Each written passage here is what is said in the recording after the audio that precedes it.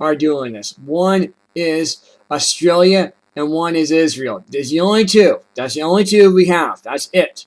They're the only ones that are actually going after and fighting terrorism and supporting Israel. They're the only, besides UK and pretty much over the UK and also with Japan too as well, but also South Korea too. I forget. That's right, South Korea. From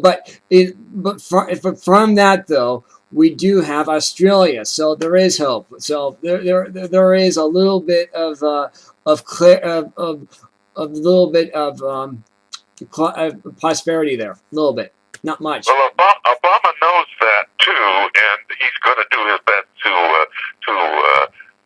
eliminate that. Yeah. Because we certainly can't have friends in the world who are supporting a peaceful world. We can't have that. Nope. So he's going to do what he can. But we can do what we can here. It's amazing because I have people that have been telling me for a long time, why is the Middle East so absolutely self-destructive? Why are they like that?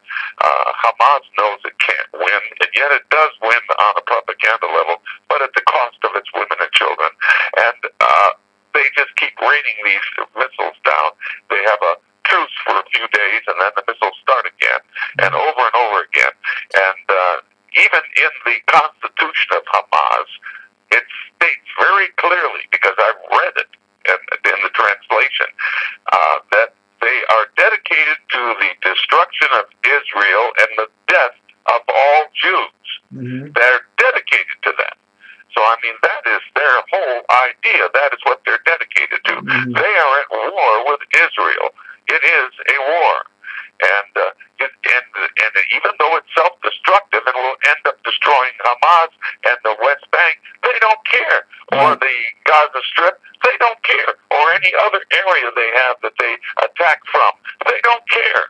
Because somehow they're amazingly self-destructive. Right. I asked a friend of mine once, who was very familiar with the Middle East and been there for a number of years. Mm-hmm. I asked him about that, and he said, well, there's an old fable that goes back many centuries about the scorpion and the tortoise. Right, I want to talk about that.